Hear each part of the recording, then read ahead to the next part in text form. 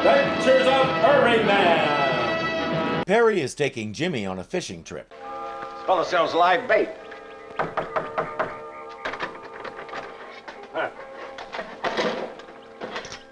Guess he's closed up. Jimmy looks so happy to be there. It's 4:30. Do you realize we've been fishing since 8:30 this morning, and what have we caught? Not a thing. I think Jimmy caught lots of things like mosquito bites. I should have known better than to bring you along. Don't blame me. I did everything you told me. And a lot of things I didn't tell you. A fishing rod's not a baseball bat. You've got to handle it gently, and you can't go tramping through a trout stream like a bull in a china shop. You've got to be quiet. Don't you realize we're here to have fun? Great Caesar's ghost. Now grab that fishing rod and let's go relax. It's getting late, so Perry finds a hotel for them in a nearby town.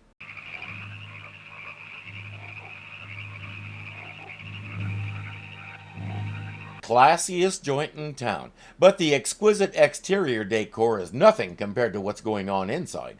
Inside, I think we're watching a Western. We have a deputy type snoozing in his chair, Colonel Sanders coming at him with a cavalry sword, and the local schoolmarm watching with calculated disinterest. Let the shenanigans begin.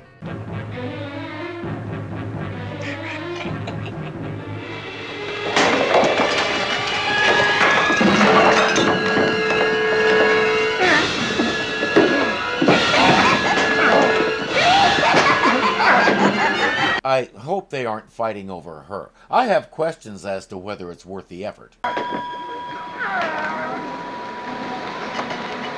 Car's coming.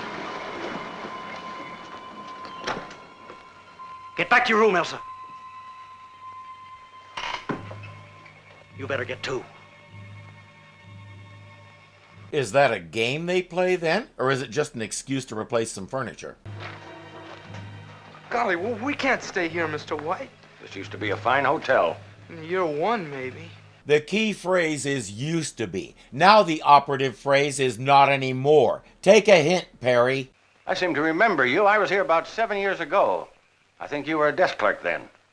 Own the place now. George Taylor got drowned a few years back.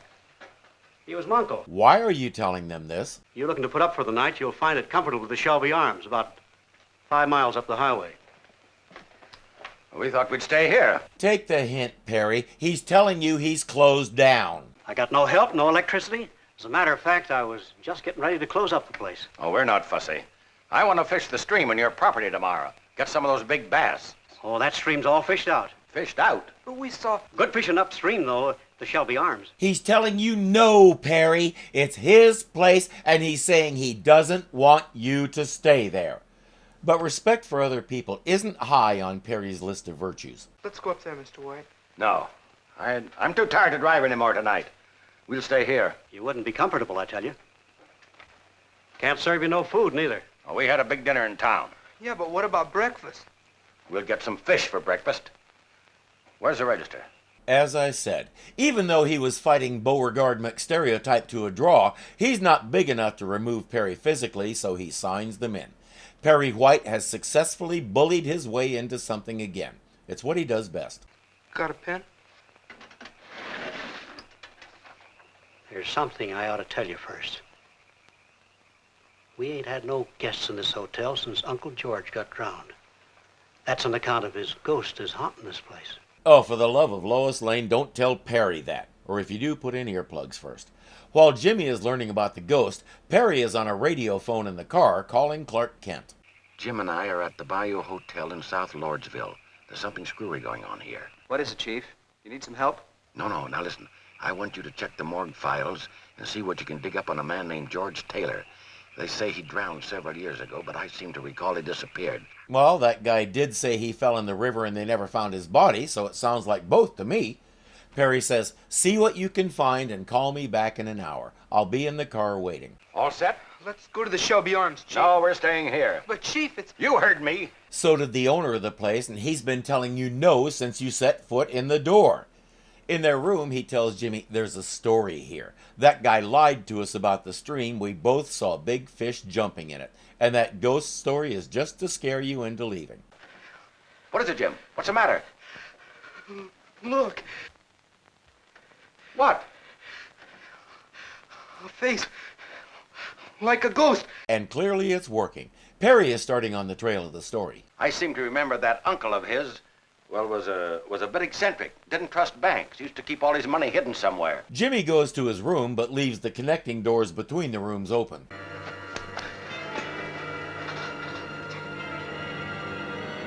Chief! Chief! That is a guy wearing a sheet. It's not even a good imitation of a ghost. Jimmy is really easy.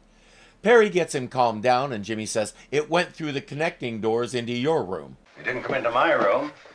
These walls are solid.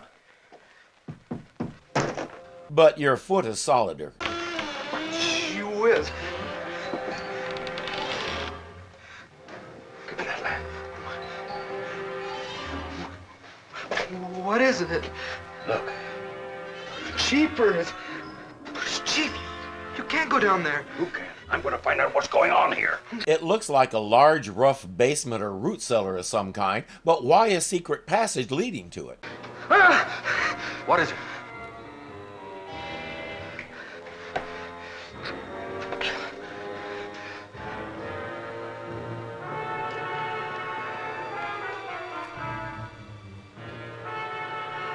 Perry has a fair idea who that is, and so do the rest of us. But our friends don't want Perry and Jimmy getting out to tell anybody.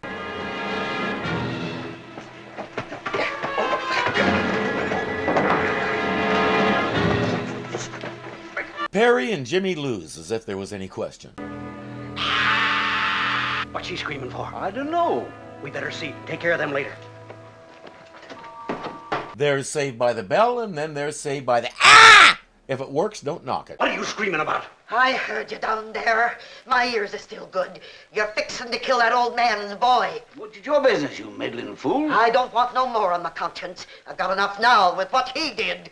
Oh, leave her be. She can't get out of that chair. No, but the bullets in that gun can. For some reason, she won't use it, even though those two are working out a way to get rid of Perry's car and kill him and Jimmy. Instead of even firing a warning shot, she sits there screaming, "Murderers!" while Jimmy wakes up. As he and Perry try to find a way out, Clark is getting concerned because Perry isn't answering his car phone. He does what we all knew he was going to do the first time Perry called him. What's the matter? I forgot my hat. Get back in your room. Get back, I said. Shut that door. She says Macy and the Colonel are looking for the money, but they won't find it. I'm the only one who knows where it is. What money is this? The money Macy's Uncle George hid. There's enough to make us all rich. That was indeed Uncle George's skeleton chained to the wall downstairs. Macy put him there to make him tell where the money was and let him die, which seems kind of stupid to me. If you want him to tell you where the money is, keeping him alive so he can speak seems like a bit of a necessity. Where is this money? You won't steal it and leave me here. Of course not. I trust you. Come on. What they don't know is Macy has been listening at the door, and he's got a rifle. It's under the big rock. Raise your hand if you hadn't already figured that out. Anybody? Anybody? You can move it for the crowbar. The crowbar's under the ramp. Go ahead. Why didn't you get the money before? I'd never get up once I got down there, not in this wheelchair. Come on. I find it hard to believe that neither Macy nor the Colonel thought to move that big rock and see what was behind it. Is this the Bayou Hotel? Yeah. Oh, you looking for a man and a boy? I certainly am. They're not here. They are too, you big fibber. He says, they're at the cottage, I'll show you where that is, and leads Superman off down another way. $100 bills. Did you find the money? Yes. No, don't! Don't worry, she'll live. But she got someone's attention. I heard a scream. I didn't hear nothing. Just how far is this cottage? You might as well know now. There is no cottage. The man and the boy is dead. You're lying. And you gonna be dead, too. Correction, you gonna need a new sword. He says they're back at the hotel. Lucky somebody left that springboard right there. Saves wear and tear on his knees. Where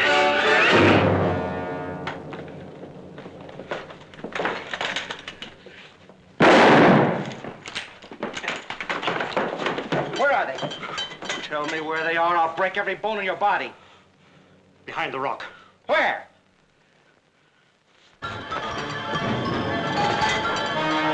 Bullets bounce off him, so the genius tries to grab him instead. He really is too stupid to handle that much money. Macy told him they're behind the rock. There's only one rock in there, but you know what? We paid good money for this X-ray vision effect, and by golly, we're going to use it. They're safe, the two bad guys are in custody, and nobody got the money. What did happen to it? It's Macy's by right of being next of kin, but he's going down for murder, so who does get it? The state? George's lawyer? I'd vote for Jimmy. And don't tell Perry. Until next time. Video by Harry Harrison. Audio by Morris Morrison. Wardrobe and makeup by Alice Allison. Your announcer has been Peter Peterson.